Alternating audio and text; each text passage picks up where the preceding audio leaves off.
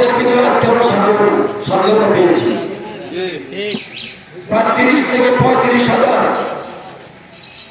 মানুষকে তারা গুলি করে আহত করেছে।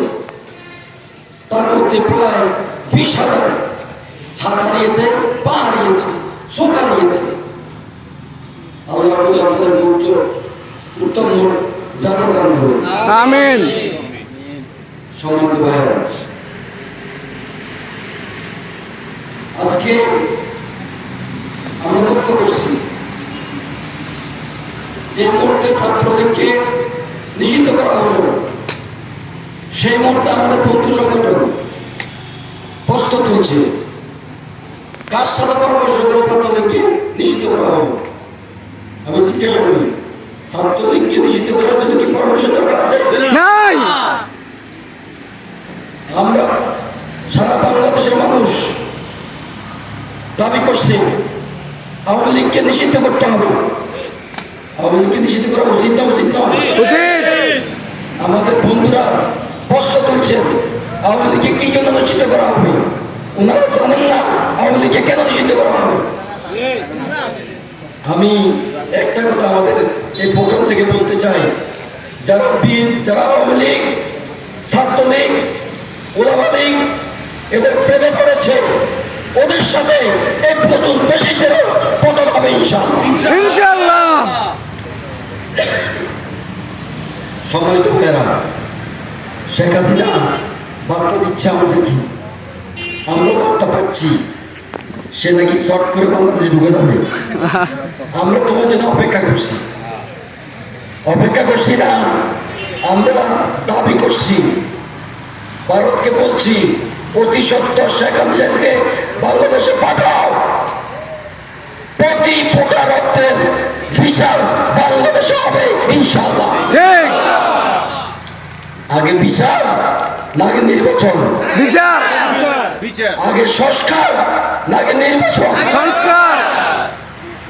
আমার বন্ধুরা বিচারও চায় না, সংস্কারও চায় না। তারা সুপ্পুকে চায়, তারা আওয়ামী লীগকে চায়, তারা ছাত্রলীগকে চায়, তারা ইসকনকে চায়। এত তাড়াতাড়ি নির্বাচনের প্রয়োজন কি? হাট ঘাট বাজার তোমরা তো দখলে নিয়ে গেছো, সারা বাংলাদেশে তোমরা দখলে নিয়ে গেছো। তবে তোমরা জাতির পাঁচ সেখানে বুঝো নাই। এই দেশে সাদাবাস টেন্ডারবাস জায়গা হবে না। কি কথা কি ঠিক? সম্মানিত ভাইয়েরা, আমি একটা প্রশ্ন করি আপনাদেরকে। 5ই আগস্টে বিপ্লব হয়েছে, এই বিপ্লব কি আপনাদেরকে ডাকা হয়েছে? ডাকা হয়নি। এটা রিজার্ভ ফোর্স। আমার সামনে যারা আছে তারা কি রিজার্ভ ফোর্স।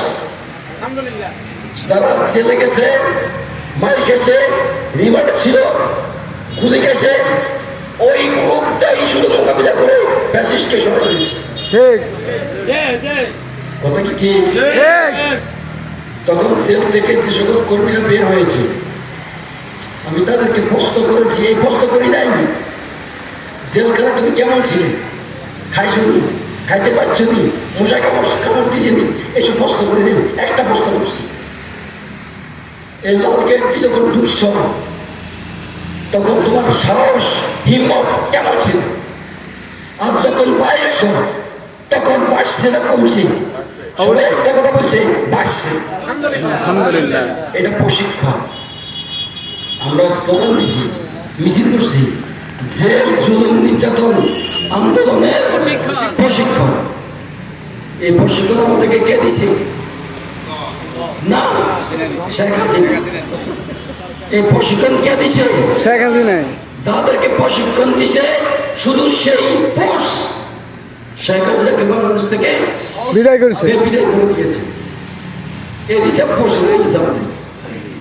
যেদিন আমরা ইসলামের জন্য ডাক দেবো, ইসলামী বিপ্লবের জন্য ডাক দেবো, কোরআনের জন্য ডাক দেবো, এই রিজার্ভ ফোর্স তলব করা হবে। আপনারা কারাগারে রাজি আছেন? একটু দেখা।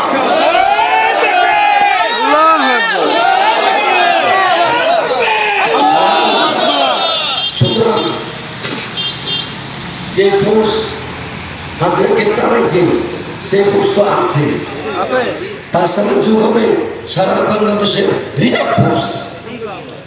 কি ঠিক আছে? ঠিক। আমাদের এই পজিশন দেখে আগে আমাদের শত্রু ছিল রাম আর বাম। রাম হইলে ভারত আর বাম হইলে নাস্তিক প্যাসিস্ট। এখন যুক্ত হয়েছে আরেকটা দল, এটা ডান। ডান কটা যুক্ত হয়েছে? তিনটা। রাম বাম ডান। এই ব্যাপারে আমি আপনাদেরকে দুটা কথা বলছি। জামাত ইসলামী 5 বছর আগে সিদ্ধান্ত নিয়েছে আমাদের উপর গুলি, খুন, ফাঁসি সব চলছে। এই অবস্থায় হাল ছাড়ছি না ছাড়ে নাই বাংলা জামাত ইসলামী? ছাড়ে নাই। আমাদের সিদ্ধান্ত ছিল ভীষণ 48 সালে এই দেশে আমরা বিপ্লব করবো ইনশাল্লাহ। ইনশাল্লাহ। নির্যাতন হোক। এই জুলাই আগস্টের বিপ্লবের পরে জামাত ইসলামীকে পরিবর্তন করে ফেলছে। এখন সিদ্ধান্ত নিচ্ছে এই দেশে বিপ্লব হয় 34 সালে। তবে একটা পরিকল্পনা দিছে, আমরা যদি 25 সালকে ভালোভাবে কাজে লাগাতে পারি তাহলে বিপ্লব হবে 26 সালে। ইনশাল্লাহ। তারা কি 34 সাল না 26 সাল? 26 সাল। 34 না 26? 26। 26, 34 না 26? 26। ইনশাআল্লাহ। ইনশাল্লাহ। আমি আপনাদেরকে জিজ্ঞাসা করি, যেদিন আমাদের ভাইদেরকে ফাঁসিতে ঝুলানো শুরু হয়েছে, আমাদের অফিসে তারা লাগানো হয়েছে, আমাদের উপরে ইমার চলছে, খুন, হত্যা, আদালত চলছে, তখন আমাদের বাংলাদেশের রোকন সংখ্যা ছিল 35,000। কত? 35,000। 35,000। এবার বিগত 14 বছর 15 বছরে আমাদের রোকন সংখ্যা এত নির্যাতনের পরে 1 লক্ষে পৌঁছে গেছে। আলহামদুলিল্লাহ। কাজ কি কম হয়েছে না ভালো হয়েছে? ভালো হয়েছে। এখন আমরা সুযোগ পাইছি। গত 54 বছরে জামাত ইসলামী এত স্বাধীনতা পায় নাই। যখন আমাদের 2জন মন্ত্রী ছিল তখন আমাদের প্রোগ্রাম করা সব ভাড়া বসাইতে হইতো। কথা কি ঠিক কিনা? ঠিক। এখন কি ভাড়া আছে? না। এই এই ভালো দিন কি বেশি দিন চলবে? না। বেশি দিন চলবে না। তাহলে আমাদের কি করতে হবে? একজন কর্মী 10 জন কর্মীর কাজ করতে হবে এই বছর। পারবেন? ইনশাল্লাহ। দিনে 48 ঘন্টা কাজ করতে হবে। কথা বলতে 24 ঘন্টা দিনে কত ঘন্টা? 24 ঘন্টা। 48 ঘন্টা কিভাবে কাজ করবে? প্রতি ঘন্টায় 2 ঘন্টার কাজ করতে হবে। কি ঠিক আছে? ঠিক। কাজের স্পিড বাড়াইতে হবে। বাড়তে হবে। তাহলে এই 25 সাল শেষ হলে 26 সাল হবে ইসলামের বিজয়ের সাল। রাজি আছেন? রাজি আছেন? ইনশাল্লাহ। কারা কারা রাজি আছেন? আল্লাহু আকবার। আল্লাহু আকবার। সম্মানিত ভাইরা, আমি আরেকটা কথা বলি। ভারতের চারপাশে অনেকগুলো দেশ আছে, কারোর সাথে তো সম্পর্ক ভালো নেই। ভালো ছিল 2টা দেশের সাথে, মালদ্বীপ আর বাংলাদেশ। তাদের সাথে নেপালের সম্পর্ক ভালো নেই, তাদের সাথে ভুটানের সম্পর্ক ভালো না, তাদের সাথে পাকিস্তানের সম্পর্ক ভালো না, তাদের সাথে আফগানিস্তানের সম্পর্ক ভালো না, তাদের সাথে চীনের সম্পর্ক ভালো না, তাদের সাথে ভারতের সম্পর্ক ভালো ভালো না। ভালো ছিল আমাদের সাথে, সেটা ভালো ছিল মালদ্বীপের সাথে। মালদ্বীপের সাথে। গত বছর মালদ্বীপ থেকে তাদেরকে বের করে দিয়েছে, ঠিক। আর এই বছর বাংলাদেশ থেকে তাদেরকে বের করে দেওয়া হয়েছে। ঠিক। সুতরাং ভারত আমাদের দিকে তাকালে আমরা সে চোখ খুলে ফেলবো ইনশাল্লাহ। রাজি আছেন? ইনশাল্লাহ। দ্বিতীয় কথা বলি, শেখ হাসিনা যে আমাদের দেশে ছোট্ট করে ছবি ঢুকে যাবে আপনাদের কি মনে হয় শেখ হাসিনা আবার আসবে বাংলাদেশে? না। আসবে না।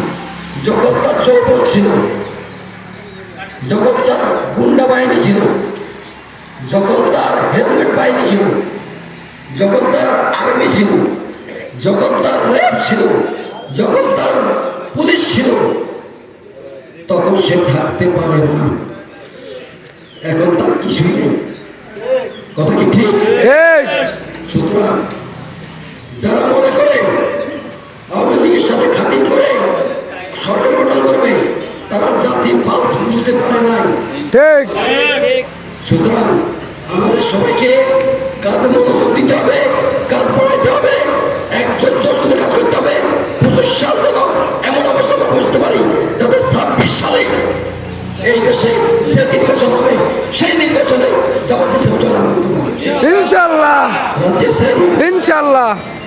আমাদের সাথে আপনার সাথে কথা আরো হবে ইনশাল্লাহ। আসসালামু আলাইকুম।